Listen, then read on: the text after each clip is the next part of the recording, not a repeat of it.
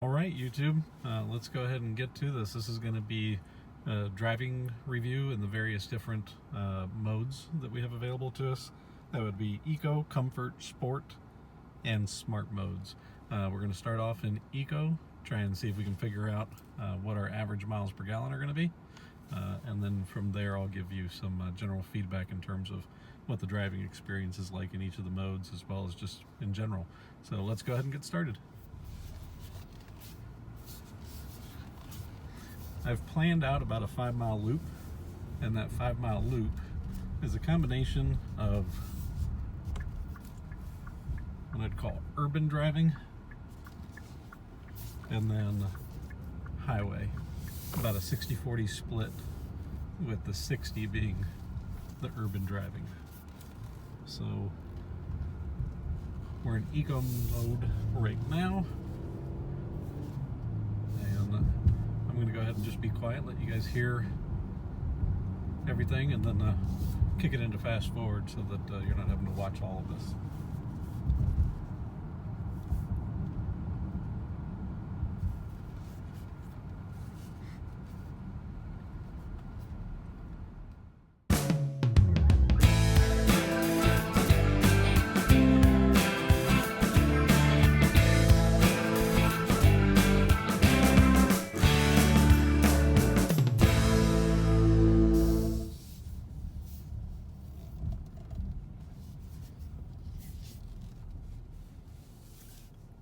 Well, that little loop certainly felt like it was a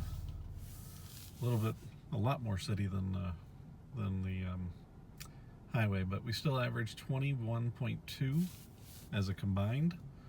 I can tell you from experience and driving in eco mode on the highway that 24-25 miles per gallon is right where it would kind of settle in at, and frankly could even get a little bit higher. So just wanted to really focus on that combined because I think that's the experience most people will have. So call it 21 miles per gallon. So let's go ahead and shift it into comfort mode now. And while we're in comfort mode, I'll go ahead and get this reset, and we'll give it another go.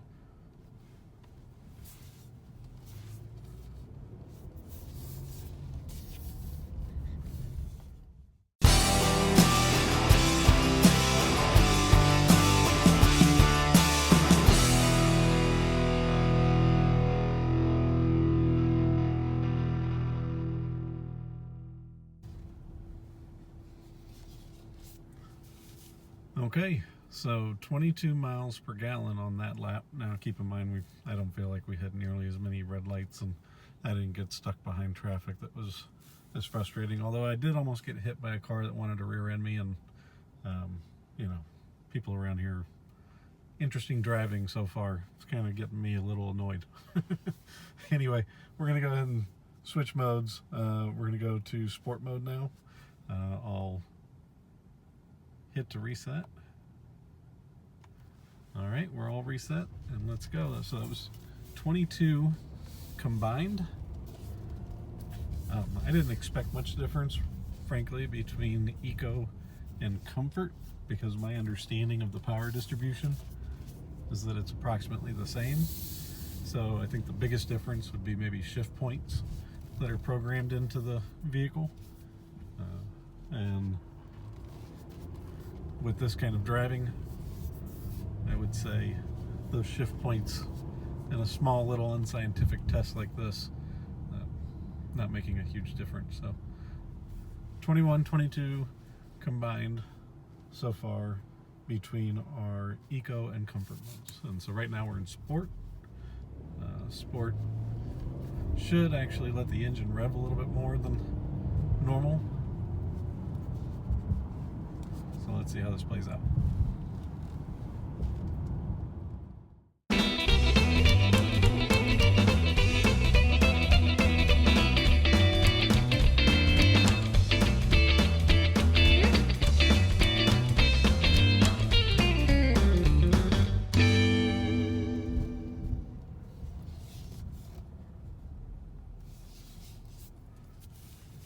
$19.4, and to be honest with you, it should probably be worse than that. I think we got a lot of green lights. One thing I'll tell you for sure, when you're in sport mode, it stays in the gears a little bit longer, stays in that lower gear a little bit longer. So whenever you give it gas, it's very responsive. It's ready to go and transfer that directly into power at the tires. So you know, especially for merging on the interstate or trying to make a pass, you're going to have the pep that you need to make that happen. And the engine is quite adequate at getting up and going when you need it to. So one last one to go. We're going to move it into smart mode. I actually haven't driven in smart mode yet, but I will say that I am curious to see how it works out. So let's go ahead and reset it. We're reset. Get going, do our final loop. I'm not going to do multiple loops for each of these. We're definitely going to make it an unscientific test, but it's a curiosity to satisfy in terms of figuring out exactly what we're looking at in terms of differences.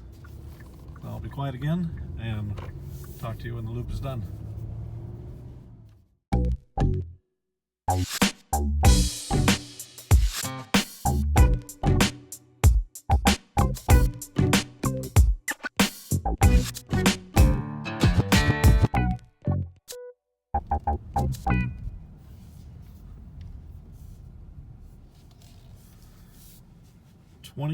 .7 miles per gallon.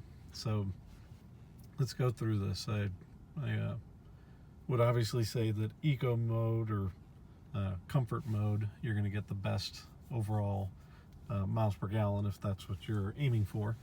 Now, just going from general experiences, 25 really is not out of the range. If you do a lot of highway driving, I think when you're hanging out on the driveway, 25 is about what you'd expect, 24, 25. If you're doing urban driving, I would call that 18, 19 from my experience in terms of what I would find I was kind of averaging over the last 300 miles. And then when it came to just a lot of stop and go traffic, I actually was down in the teens for a bit on one of my trips, just because it was constant stop and go. Didn't really ever get up to speed and get the opportunity to get or keep moving for a sustained period of time. So, you know, I'm personally pleased. I believe the range for an all-wheel drive is expected to be like 19 to 24, and I would say that's right in line with what my experiences are when I look at it. So hopefully this helps you all in terms of just validating that the numbers aren't out of place in terms of what you might see for the EPA estimates.